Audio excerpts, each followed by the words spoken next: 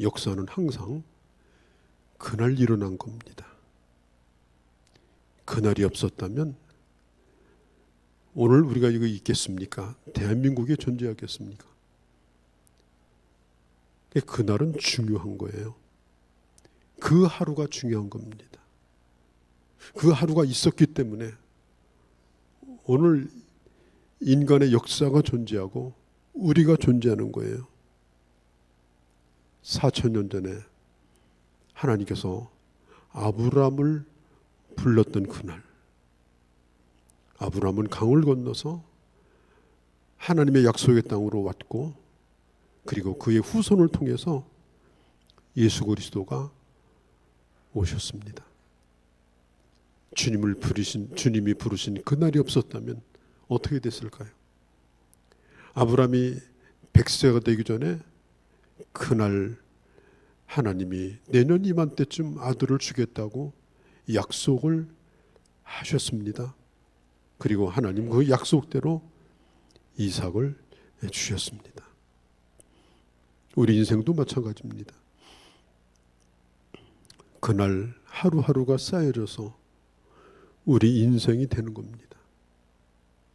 그 하루하루가 엮어져서 우리 인생이 되는 겁니다. 저는 이런 가정을 해봤어요. 만일 나의 하루를 어떤 날을 콕 집어서 그 하루를 공개적인 영화로 만든다면 무슨 영화가 나올까? 공개적인 단편 소설 하나를 쓴다면 사람들에게 어떤 감동을 줄 수 있을까? 그런 가정을 해봤습니다. 우리가 방학이 끝나가면 밀린 숙제 가운데 가장 머리 아픈 게 일기 쓰는 숙제입니다. 숙제에 나아가요. 하루 일과표를 작성하라고. 그러면 하루 일과표 방학 시작하자마자 작성을 합니다. 공부하고 먹고 놀기. 그런데 일과는 종일 주구장창 노는 것이었습니다. 그러다가 이제 방학이 끝나가면 이 숙제를 해야 되는데 정말 머리가 아파요. 어떻게 꾸며내야, 어떻게 써야 되는가? 그러던 생각이 납니다. 궁금하지 않습니까? 우리 예수님은 어떤 일과를 보내셨을까? 성경은 예수님의 매일 활동을 기록한 일지가 아닙니다. 조선시대 때 승정원 일기처럼 매일마다 그 하루 일과를 기록한 일지가 아니고 중요한 사건을 중심으로, 그리고 마지막 예수님의 고난과 십자가와 부활 부분이 복음서의 3분의 1 이상을 차지합니다. 그래서 예수님의 일과를 우리가 정확히 알 수는 없습니다. 그러나 예수님의 일과를 일목요연하게 볼 수 있는 아주 중요한 그런 증거를 우리에게 보여주는 성경 가운데 하나가 이 마가복음 1장입니다. 예수님은 3년 동안의 시간을 하나님으로부터 받았습니다.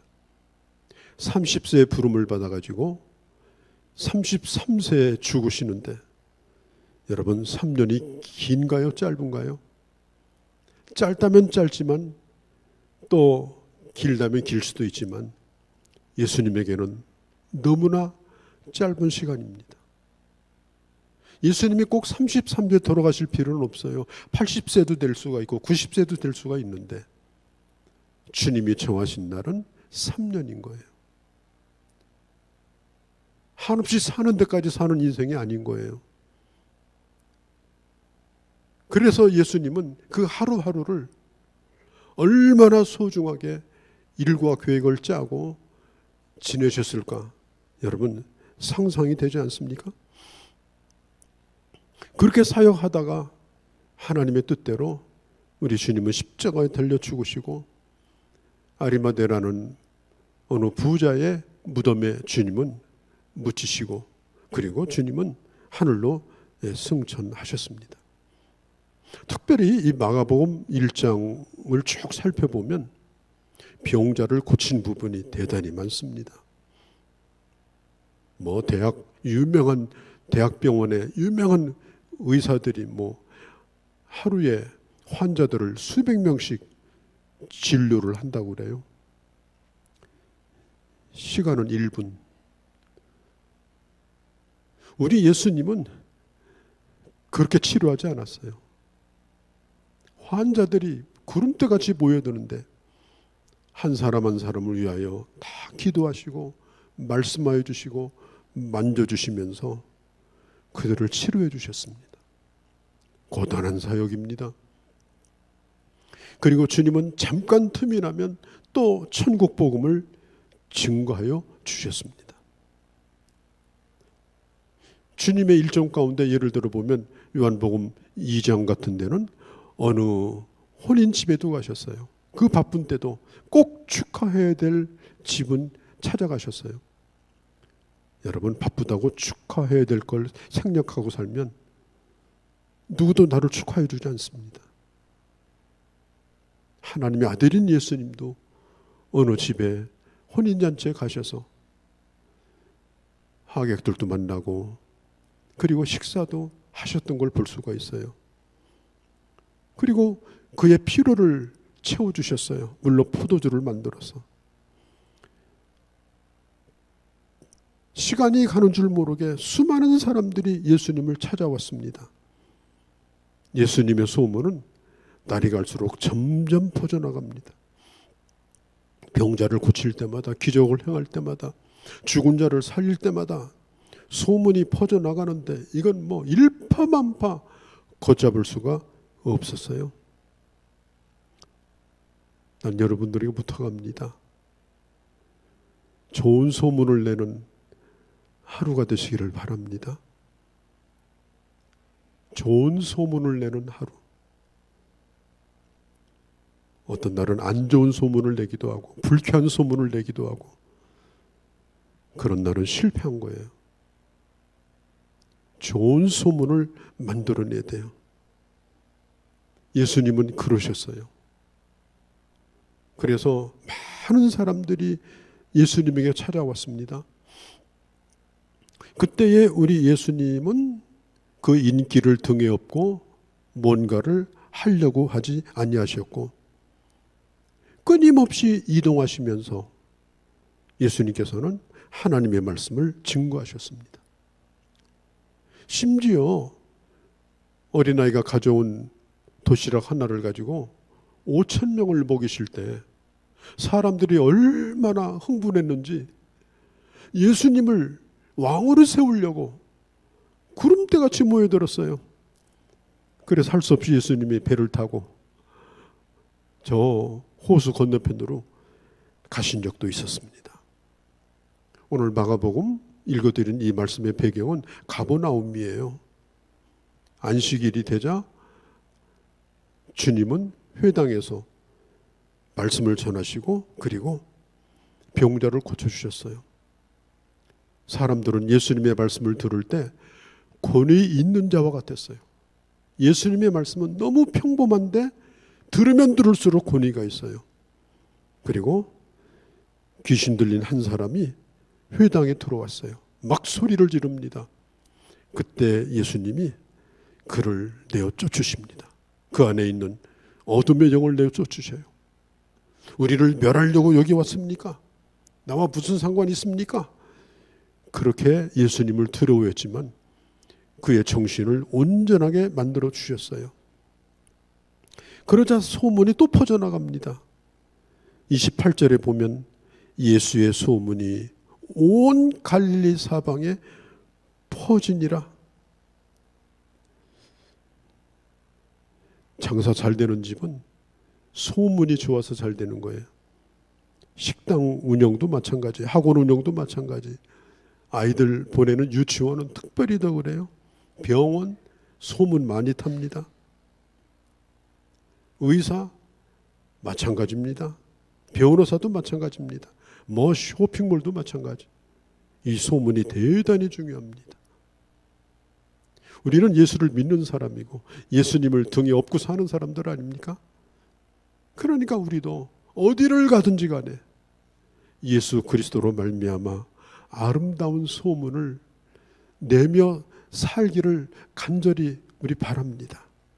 그런 우리의 발걸음이 되기를 바랍니다.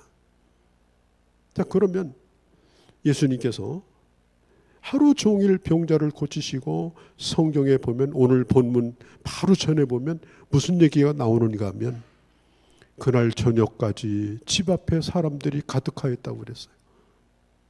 그 사람 한 사람 한 사람을 다 고쳐주셨습니다. 주님이 몇 시에 주무셨을까요? 아마 자정이 넘어서 주무시지 않았을까요? 하루 종일 사람들을 상대하고 말할 수 없이 피곤한 가운데 안식일 날 하나님의 말씀을 전하고 병자를 고치고 또 말씀을 또 전하시고, 그런데 예수님이 있는 곳까지 또 사람들이 물밀듯이 몰려오고, 그래서 밤 늦게까지 그들을 또 치료해 주시고, 그리고 늦은 밤에 우리 주님이 주무셨습니다. 그런데 35절에 보면 성경은 이렇게 말합니다. 새벽 5일이요 미명에, 미명이라는 건 해가 뜨기 전에, 어둠이 채 거치기 전에 우리 예수님은 일찍 일어나셨어요. 여러분, 우리 예수님은 대단히 부지런하신 분입니다. 우리 예수님은 새벽형 인간입니다. 일과를 새벽에 시작합니다. 부지런한 자의 짧은 시간과 게으른 자의 긴 시간은 비교가 안 됩니다. 오래 사는 것도 중요하지만 그 하루하루를 정말 의미 있게 아껴서 사는 것이 중요한 겁니다. 물론 잠을 잘 때는 자야 됩니다. 그러나 깰 때는 깨어 있어야지, 깨어 있는 건지 자는 건지 구분이 안 되는 24시간을 산다면 도대체 그 인생이 어떻게 되는 겁니까? 우리 예수님은 새벽 미명 일찍이 일어나셨습니다. 그리고 아무도 없는 곳에 제자들에게 알리지도 않고 주님은 조용히 거기에서 나와서 한적한 곳에 가서 주님은 성부 하나님과 깊은 교제를 가지는 시간을 가졌습니다. 성경에 보면 예수님이 새벽 미명에 일어나면서 얘들아 니네들 새벽 기도 가자, 한 번도 그런 데가 없어요. 그냥 주님 혼자 조용히 일어나서, 장소가 특별히 정해져 있는 것도 아니에요. 그곳에서 가장 한적한 곳, 그곳에서 가장 조용한 곳을 찾아가셔서 거기서 성부 하나님과 깊은 교제를 나누셨습니다. 여러분들은 하루 일과를 어떻게 시작합니까? 땅이 꺼지듯이 한숨을 쉬면서 시작합니까? 하루를 어떻게 시작하느냐가 그 하루를 결정합니다. 아침에 어떤 생각을 했느냐가 그 하루의 생각을 좌우합니다. 그 아침에 어떤 노래를 들었고 어떤 것을 읽었고 어떤 걸 보았는가가 그 사람의 하루를 결정합니다. 우리 주님은 새벽 일찍이 일어나서 가장 조용한 곳에 가서 자기를 이 세상에 보내주신 성부 하나님과 깊은 교제를 나누시는데, 그가 무슨 기도를 드렸을까? 저는 들어보지는 않았습니다마는 아마 이런 기도가 아니었을까요? 하나님, 오늘도 주께서 나를 이 세상에 보내신 그 뜻을 따라서 내가 한 걸음을 내딛더라도 그렇게 하루를 살게 하옵소서. 하나님이 보내신 뜻이 무엇인지 제가 잘 알고 있습니다. 제가 그 길에서 벗어나는 일이 없을 겁니다. 그리고 성부 하나님과 나는 오늘도 함께 걸어갈 겁니다. 우리 예수님은 분명히 그런 기도를 드리셨을 거예요. 그러면 예수님의 제자들은 어떻게 했을까요? 이때 당시는 예수님의 제자 12명이 다 채워지지 않을 때였어요. 제자를 모집하는 중이었어요. 그런데 제자들의 하루 일과는 뭐예요? 모든 사람이 주를 찾나이다. 그게 뭡니까? 기도하는 예수님에게 가서 예수님 이제 기도 그만하시고 해도 지금 많이 떴고 사람들도 벌써 와 있는데 이렇게 기도만 하고 계실 겁니까? 모든 사람이 주를 찾나이다. 일하셔야죠. 빨리 일과 시작하셔야죠. 그게 제자들이 시작한 일과예요. 여러분들 일과는 어떻습니까? 영국의 유명한 설교가 스펄전은 기도하지 않고 성공했다면 그것은 망하는 성공일 것이라고 했습니다. 기도하지 않고 이룬 일이 있다면 그것은 망하는 것이다. 풀러는 기도는 아침을 여는 열쇠요, 밤을 잠그는 자물쇠라고 말했습니다. 기도하지 않고 열어진 하루, 그건 모든 잡동사니가 프리패스할 겁니다. 기도하지 않고 정리되지 않은 그 하루 일과 내일이 보장되지 않습니다. 여러분, 크리스찬이 누굽니까? 대답은 기도하는 사람입니다. 크리스찬은 기도하는 사람이에요. 어떻게 기도해요? 예수님처럼 기도하는 사람이에요. 하나님의 종이었던 사무엘도 그는 백성들에게 이렇게 말했습니다. 나는 기도를 쉬는 죄를 범하지 않겠습니다. 기도를 쉬는 것은 바로 내가 죄를 범하는 겁니다. 기도를 쉬는 것은 곧 죄와 손을 잡고 있는 겁니다. 언제든지 넘어지고 쓰러지는 그런 위험을 안고 있습니다. 그래서 사무엘은 백성들에게 공개적으로 말합니다. 여러분이요, 나는 지도자로서 기도하며 살기를 원합니다. 기도하지 않는다면 나는 지도자로서 죄의 길을 걷고 말 겁니다. 어떤 분 그런 얘기를 해요. 도대체 새벽 기도는 누가 만들어가지고, 또 저에게 어떤 분 물어요. 목사님, 40년 목회하시면서 어떻게 새벽 기도를 그렇게 했습니까? 저는 제가 병원에 입원한 날 말고는 공식적인 일정, 밖의 일정 외에는 새벽 기도를 빠진 적이 없습니다. 단 한 번도. 저한테 물어요. 왜 새벽 기도를 그렇게 목사님 하시는 겁니까? 대답은 간단합니다. 내가 목사니까. 하나님 주신 직분이잖아요. 왜 당신은 새벽 기도를 그렇게 해야 됩니까? 나는 장로고 권사니까. 다른 답이 없어요. 그렇게 해야만 하나님께서 맡겨준 사명을 감당할 수 있는 겁니다. 예수님은 사람들에게 언제든지 늘 쫓기면서 살았습니다. 찾아온 것이 아니라 그냥 몰려온 거예요. 그럴 때마다 예수님은 사람을 귀찮아한 적이 없어요. 목자 없는 양과 같이 불쌍히 여기고 그들 하나하나를 다 주님이 만져주시고 치유해 주시고 말씀으로 회복해 주셨습니다. 그러나 어떤 때는 그들이 싫어서가 아니라 그들을 피할 때도 있었습니다. 그것은 정말 부득불 해야 될 일인데 그게 바로 기도하기 위해서였습니다. 예수님은 일과를 눈앞에 두고도 기도할 시간에는 기도했어요.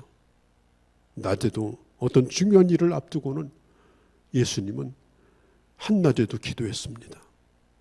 그 일을 위해서 기도하면서 일을 하셨어요.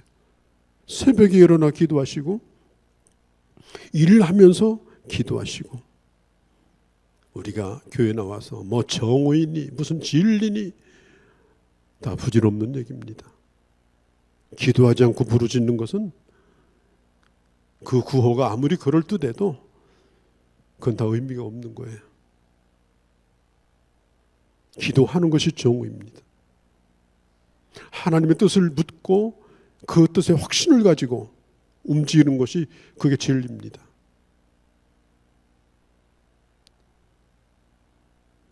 세례문답을 할 때 이제 질문을 던지죠.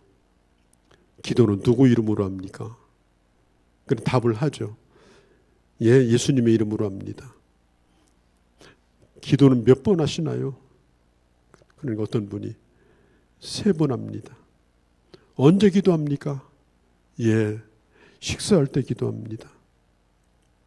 그러면서 한마디 또 더 합니다. 식사 2번 하면 어떻게 하십니까? 그때는 2번밖에 못 하죠. 여러분 가만히 생각해 보세요.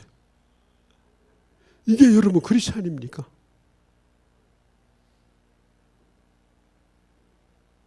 혹시나 우리가 그런 모습은 아닙니까? 경건한 그리스도인들은 시간과 장소가 정해져 있는 것은 아니지만 언제든지 내가 있는 곳에서 가장 한적한 곳에 맑은 정신을 가지고 기도할 수 있는 곳에서 기도로 하루를 시작하는 사람이에요. 일단 모든 하루 일과는 하나님을 만남으로 하나님과 연결이 되어서 하나님과 연결이 된 상태에서 그날 하루를 가동시키는 거예요. 그렇게 해서 하루 일과가 움직여질 때 그때 그게 형통한 거예요. 제일 좋은 시간은 아무것도 내 안에 들어오지 않았을 때 그때 하나님의 말씀을 들으며 기도하는 것. 그게 어느 시간이에요? 하루 일과를 시작하기 전입니다. 개혁자 마르틴 루터는 매일 하루에 2시간을 기도했다고 합니다. 그런데 어느 날은 3시간도 기도했대요. 그래서 누가 물었답니다. 아니 오늘은 왜 3시간 기도합니까? 예, 오늘 할 일이 너무 많기 때문에 3시간 기도했습니다. 할 일이 쌓이고 쌓일수록 기도하지 않으면 안 되기 때문에 기도하지 않고서 움직이면 어느 땐가는 기진맥진해서 쓰러질 수밖에 없기 때문에 더 충분히 기도해야 됩니다. 바쁠수록 기도하는 것, 여러분 이게 답이 아니겠습니까? 저는 새벽에 나오면 정말 부지런해요. 배낭 메고 운동화 신고 어디를 가는지 작대기 하나 들고 할머니들도 그냥 막 부지런히 어디를 가요. 컴컴한데 영적으로 건강하지 않으면서 육적으로 건강해서 어디다 써먹으랍니까? 하나님과 교제가 끊어진 상태로 그렇게 살면 뭐가 되겠습니까? 우리는 나는 기도 없이는 아무것도 할 수 없다고 하는 전제 속에서 모든 것 이전에 하나님을 만나는 시간으로 시작을 하고 그리고 하루 일과를 시작하는 것이 정상적입니다. 기도하지 않는 시간을 오랫도록 가지면 그 얼굴이 세상적인 얼굴로 변해버립니다. 왠 줄 아십니까? 세상으로 꽉 차 있기 때문에 인간은 다 그렇게 되게 돼 있습니다. 우리가 복음성가를 부르지 않습니까? 오늘 집을 나서기 전 기도했나요? 오늘 집을 나서기 전 기도했나요? 기도해야 응답이 있는 겁니다. 소원만 가진다고 되는 게 아니고요. 기도해야 응답이 있는 겁니다. 기도하셔야 주님이 들으시고 구체적으로 응답하여 주십니다. 소원은 가득하고 기도하지 않으니까 답답하고 화가 나고 걱정이 되는 거예요. 우리의 소원을 죽게 하려고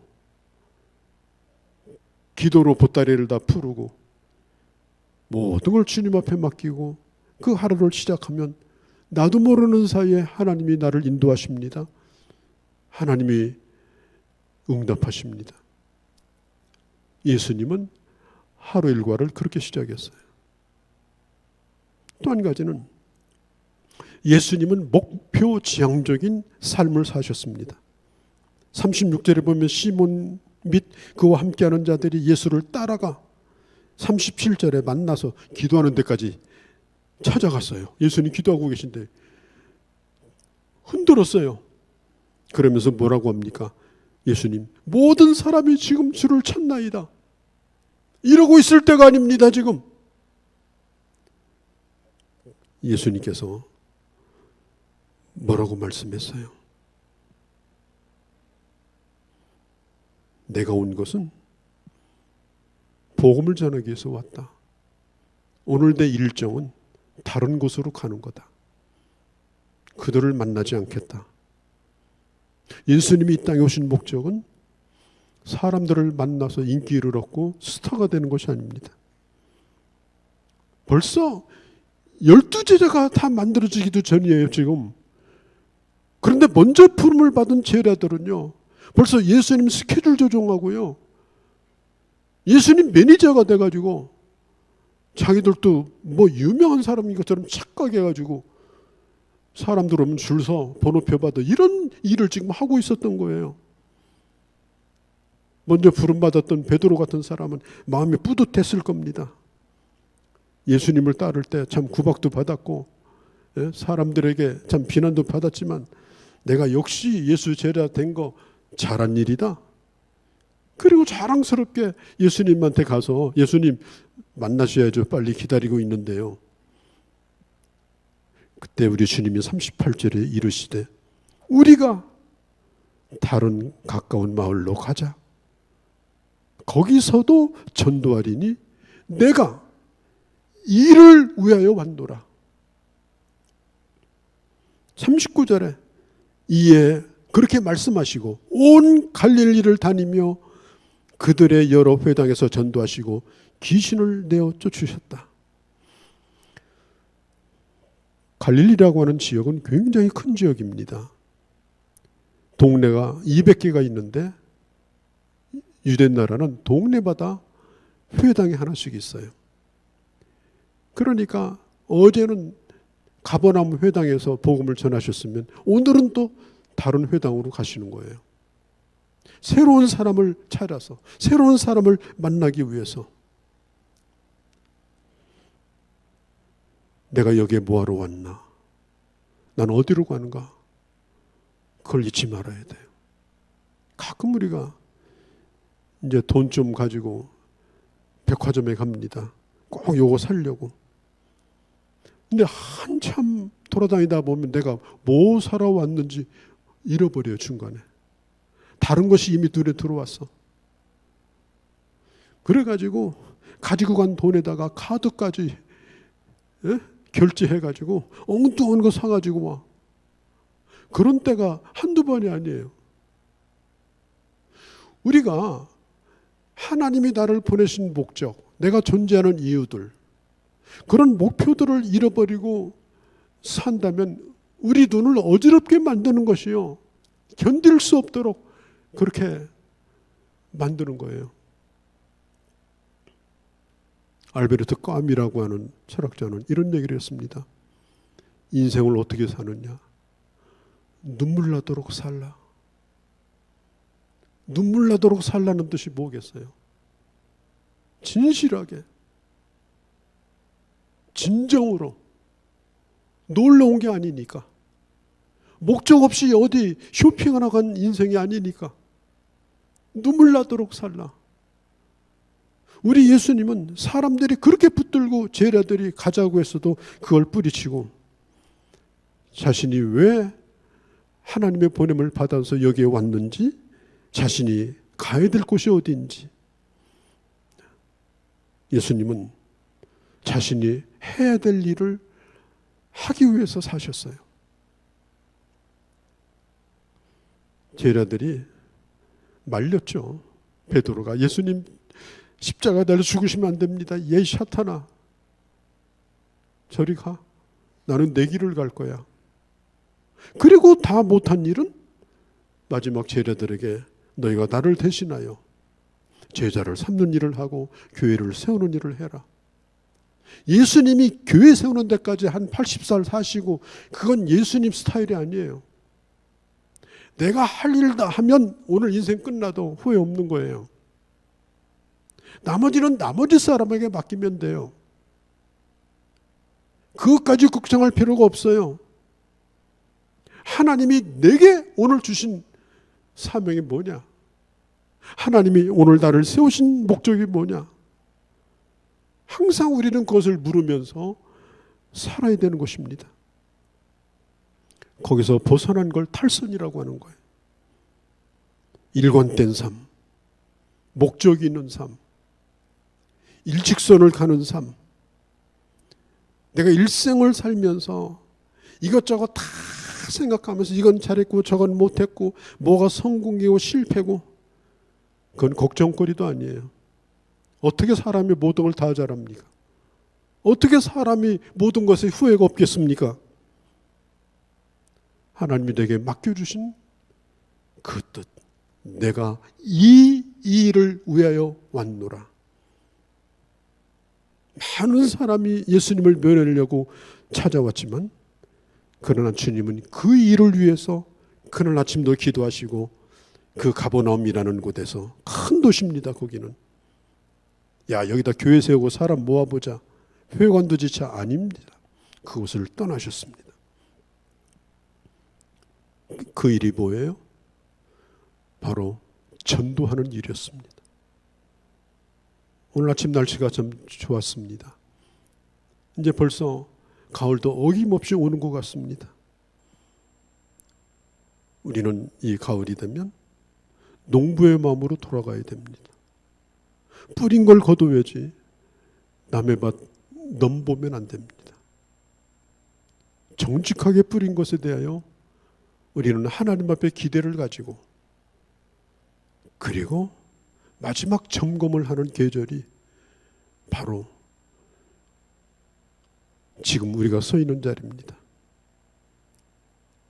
어떤 시인은 이렇게 기도했습니다. 주여, 내게 따뜻한 날씨 며칠만 더 주시면 좋겠습니다. 그게 무슨 얘기일까요? 내가 이제까지 그렇게 살아오지 못했다 할지라도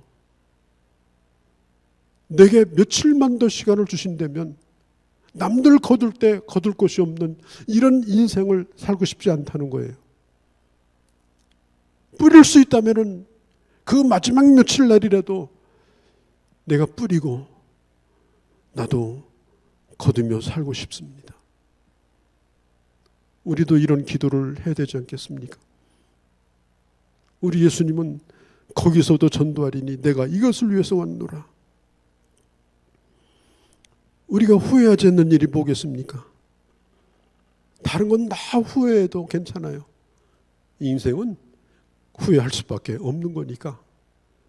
그러나 중요한 것은 영혼을 구원하지 못하고 나 혼자 잘 먹고 잘 살다가 가는 것은 그것은 정말 후회할 일입니다. 오늘 이 자리가 좋습니다. 그러나 나는 다른 곳에 가리라. 낯선 곳입니다. 새로운 곳입니다. 어떤 사람을 만날지도 모릅니다. 그러나 오늘도 그들을 또 만나서 복음을 전하고자 주님은 그 길을 떠납니다. 우리가 교회 찾아와서도 반갑게 맞아주는 사람 만나는 건 쉽습니다. 그러나 우리는 어떻게 하든지 낯선 사람을 만나고 내가 잘 모르는 사람을 만나고 그리고 익숙한 곳보다는 생소한 곳에 찾아가고 그래서 그들의 손을 잡아주고 그들에게 하나님의 말씀을 전할 수 있는 기회를 찾고자 하는 것. 그런 개척 정신과 그런 도전과 그런 기대를 가지고 사는 겁니다. 요즘 차 마시러 카페에 가보면요. 남자들은 없어요. 다 돈 벌러 가고 시간 가는 줄도 몰라요. 와글와글. 얼마나 오랫동안 그런 분들이 얼마나 많은지 몰라요. 난 우리 예수 믿는 사람은 그렇게 안 살았으면 좋겠어요.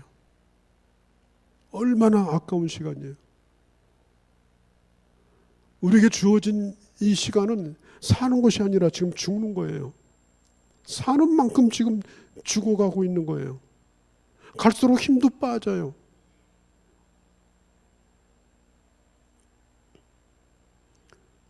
언제가 제일 젊으냐? 여러분, 언제가 제일 젊겠어요? 여러분, 지금이 제일 젊어요. 여러분 인생에서 가장 젊은 날은 지금이에요. 내일은 오늘보다 더 늙어질 거예요. 하나님이 내게 주신 이 시간이라고 하는 것은 이게 얼마나 귀한지 몰라요. 시간 자체가 생명이에요. 그냥 보낼 수가 없는 거예요.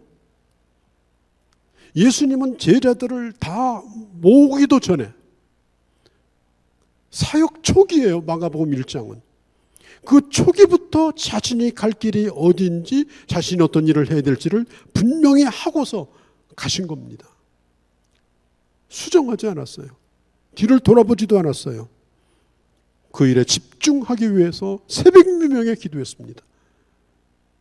사람이 사는 목표가 분명하면 기도할 수밖에 없는 거예요. 자기가 하는 일이 중요하다고 생각하면 기도할 수밖에 없는 거예요. 기도하지 않고서는 할 수 없는 일들이에요.